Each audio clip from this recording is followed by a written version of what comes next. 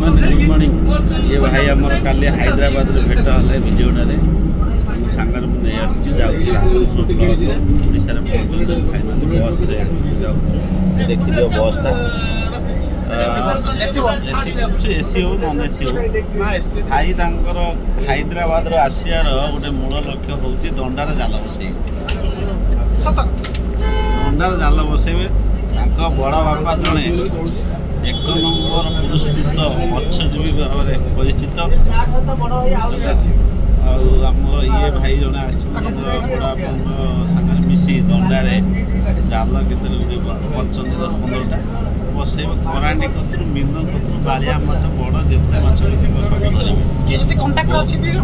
धरवे प्रत्येक दिन सकाल 6 ରୁ 9टा सकाल 9टा पर्यंत ये माछ बेपार करती से शोई जाती दिन 2 ରୁ राति 11टा पर्यंत से जाकि दंडारे माछ जाल बस ये भाई पुराणा स्मृति कहे जाल बसती माछ धरते कमी से पुराणा स्मृति सब कहे कहतु भाई कौन केमी बो मसीह आगे माछ धरा आरंभ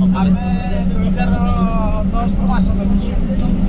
2010 ରୁ ମାଛ ଧରୁଛୁ ଛୋଟବେଳେ କେନାଲ ଜାଲ ବସେଇ କରାଣ୍ଡି ବଡ଼େଇ ଦଣ୍ଡିଚା ମାଛ ଅଛି ଦଣ୍ଡିଚା ଜାଲରେ ଲାଗନ୍ତିନି କରାଣ୍ଡି ଆଚ୍ଛା ଗଡ଼ିଶା ତା ଆଉ ଧରୁ ଏବେ ବର୍ତ୍ତମାନ ଆଉ ଯେହେତୁ ଏବେକା ଯେଉଁ ଛୁଆ ପିଲା ଆଉ ଧରୁନାହାନ୍ତି ଆମେ ଲାଷ୍ଟ ସେଥିପାଇଁ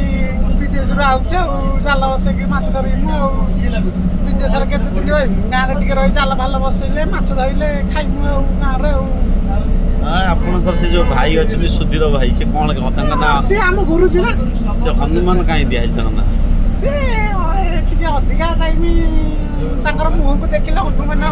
ଦେଖାଯାଏ ସେଥିପାଇଁ ହନୁମାନ ଦେଇଛନ୍ତି ଲୋକମାନେ ପ୍ରେମରେ ଆଉ ସ୍ନେହରେ ଶ୍ରଦ୍ଧାରେ ଦେଇଛନ୍ତି ତମ ବଡ଼ ବାପାଙ୍କ ବିଷୟରେ କଣ କହିବେ ଯେ କଣ କେତେ ପ୍ରକାର ମାଛ ଧରନ୍ତି କଣ କେମିତି ଧରନ୍ତି ତାଙ୍କର ତ ଅନେକ ପ୍ରକାର ମାଛ ପାଣି ଭିତରେ ଥିଲେ ସେ ତାଙ୍କ ଚହଲରେ ଜାଣିଥିବେ କି ଅମକେଇ ମାଛ ଏତେ କେଜିର ମାଛ ନାଁଟା କଣ ଅମକେଇ ଗୁଟା କଣ ମାନେ ବୟସ୍କ ହିସାବରେ କଣ ତାଙ୍କ ନାମ ପ୍ରାଣକୃଷ୍ଣ ରାଉତ ଆଉ ମାଛ ଖାଲି ପାଣି ଭିତରେ ଥିଲେ ବି ସେ କହିଦେବେ ଇଏ ବାଳିଆ ମାଛ ଯାଉଛି 5 କିଲିଆ